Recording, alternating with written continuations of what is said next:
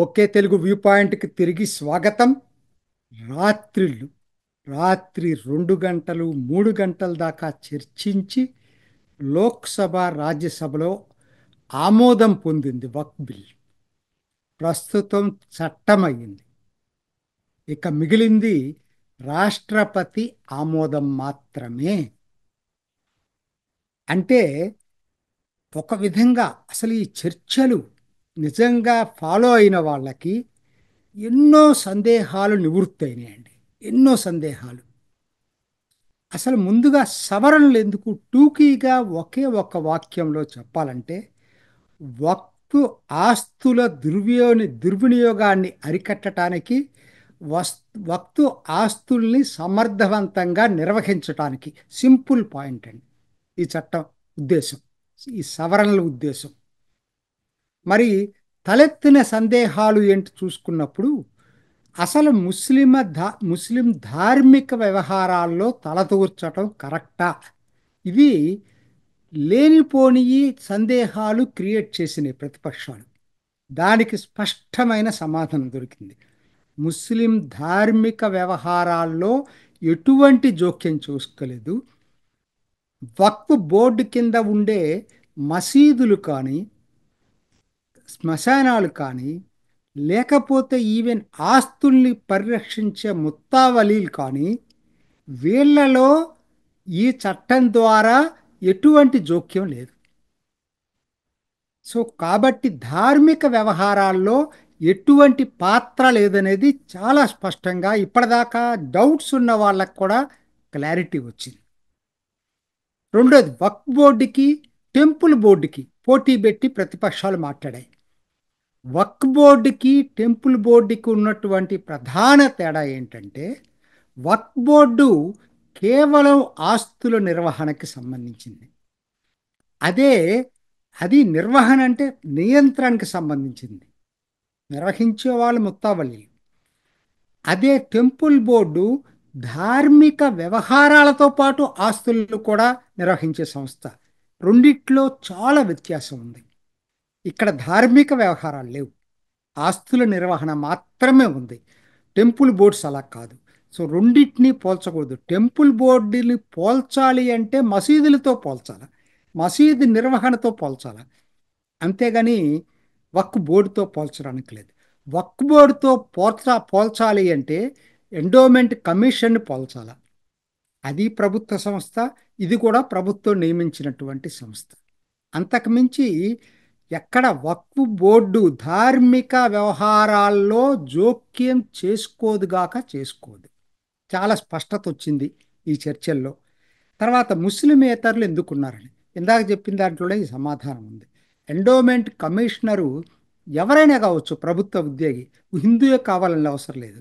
అట్లానే ఇక్కడ కూడా ప్రభుత్వ దీనికి తరఫున సరిగ్గా నిర్వహణ జరుగుతుందో లేదో చూసేటువంటి అజమాయిషీ సంస్థ ప్రభుత్వం అపాయింట్ చేసినటువంటి సంస్థ ఎవరైనా ఉండొచ్చు. అయినా కూడా వీళ్ళు ఆ మెజారిటీ ముస్లిం ప్రాతినిధ్యాన్ని పరిరక్షించారు. అది మనం మర్చిపోవద్దు.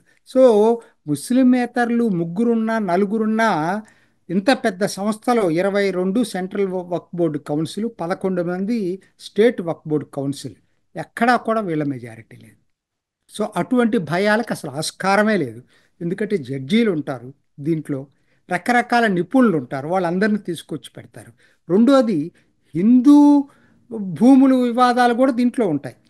హిందువుల భూములు మాది వక్ఫ్ బోర్డు అని చెప్పినప్పుడు ఆ దాని తరఫున అక్కడ డిస్కస్ చేస్తుంటారు. కాబట్టి ఒకరిద్దరు వాళ్ళు ఉండటం వల్ల వచ్చినటువంటి నష్టమైతే ఈ ఆస్తుల నిర్వహణలో ఎటువంటి పరిస్థితుల్లో ఏం లేదు. తర్వాత అసలు ఇంకొక ముఖ్య విషయం, ఇన్ని చట్ట సవరణలు జరిగిన తర్వాత కూడా వక్ఫ్ బోర్డుని ఎవరు నియమిస్తారండి? వక్ఫ్ బోర్డుని రాష్ట్ర ప్రభుత్వాలు నియమిస్తాయి. ఉదాహరణకి ప్రతిపక్షాలు డిఎంకే ఉన్న చోట డిఎంకే ప్రభుత్వమే నిర్వహిస్తుంది, అపాయింట్ చేస్తుంది. కేంద్ర ప్రభుత్వానికి సంబంధమే లేదు.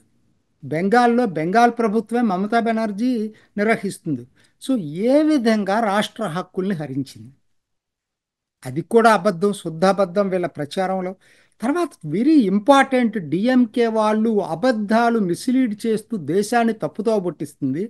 లేదు, అప్పీల్ ప్రొవిజన్ ఉందని చెప్పి డిఎంకే వాళ్ళు ఆర్గ్యూ చేశారు అక్కడ. దానికి స్పష్టమైన సమాధానం వచ్చింది.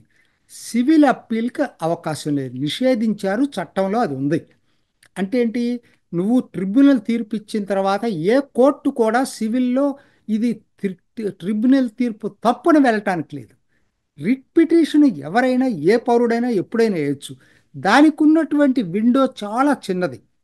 రాజ్యాంగాన్ని అతిక్రమించిందా ఇటువంటి చూడటానికి తప్పితే, వాస్తవానికి సివిల్ ఇది నిర్ణయం ఏదైతే ట్రిబ్యునల్ తీసుకుందో అది తప్ప ఒప్పో నిర్ణయించే అప్పీల్ ప్రొవిజన్ అనేది ఈ చట్టంలో, ఇంతకుముందు చట్టంలో లేదు.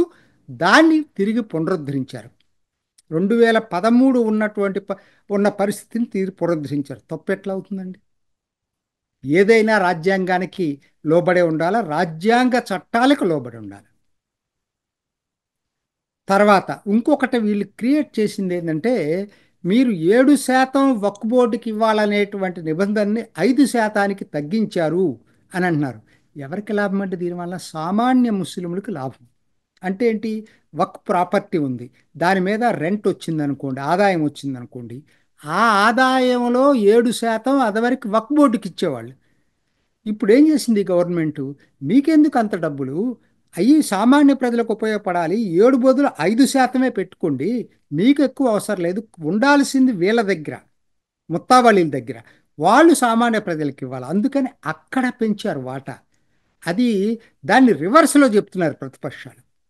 తర్వాత మహిళల హక్కుల్ని ఎలా కాపాడారండి?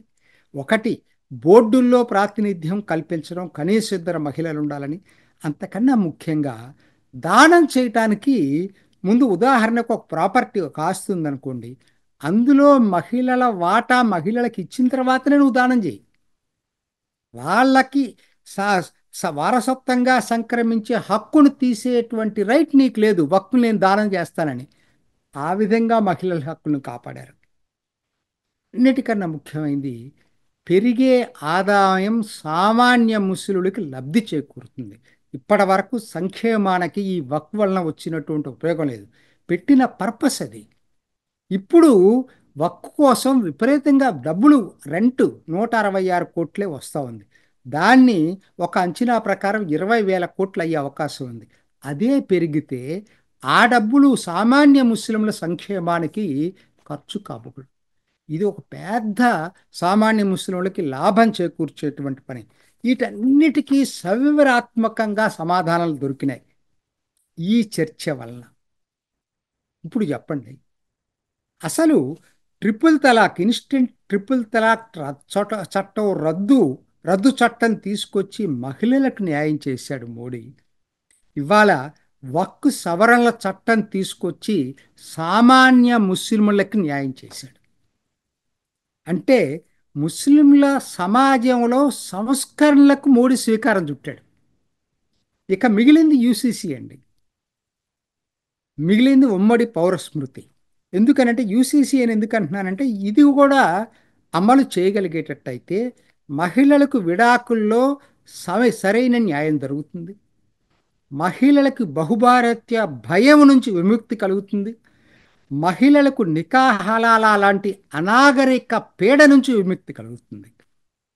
అన్నిటికన్నా ముఖ్యంగా భారత పౌరులందరూ ఒక్కటేనని చెప్తుంది యూసీసీ. అది మిగిలింది ఖచ్చితంగా అది కూడా చేస్తాడు మోడీ అని చెప్పి జనం నమ్ముతా ఉన్నారు. ఇప్పటికే ఉత్తరాఖండ్లో ట్రయల్ రన్ మొదలైంది. ఆధునిక సమాజ పునాదుల్ని పటిష్టపరిచేది ఈ యూసీసీ. ఈ చట్టాన్ని కూడా మోడీ దేశవ్యాప్తంగా తీసుకురావాలి. చివరగా ఒక్క మాటలో చెప్పాలంటే, హిందూ సమాజాన్ని సంస్కరించింది అంబేద్కర్ అయితే, ఈరోజు ముస్లిం సమాజాన్ని సంస్కరిస్తున్నది మోడీ. ఆర్టికల్ 370 రద్దు, ఇన్స్టెంట్ ట్రిపుల్ తలాక్ రద్దు తర్వాత అంతటి మరో విప్లవాత్మక చట్టాన్ని తీసుకొచ్చిన మోడీ అభినందనీయుడు, ధన్యజీవి. ఇది ఈనాటి ఓకే తెలుగు వ్యూ పాయింట్. మరొక ఎపిసోడ్లో మళ్ళీ కలుసుకుందాం. నమస్తే. చూసారు కదండి, మరి ఈ వీడియో కనుక మీకు నచ్చినట్లయితే ఒక లైక్ కొట్టేసి మీ అభిప్రాయాన్ని కూడా కామెంట్ బాక్స్లో తెలియజేస్తూ ఇలాంటి ఇంట్రెస్టింగ్ అప్డేట్స్ కోసం మా ఛానల్ని సబ్స్క్రైబ్ చేసుకోండి.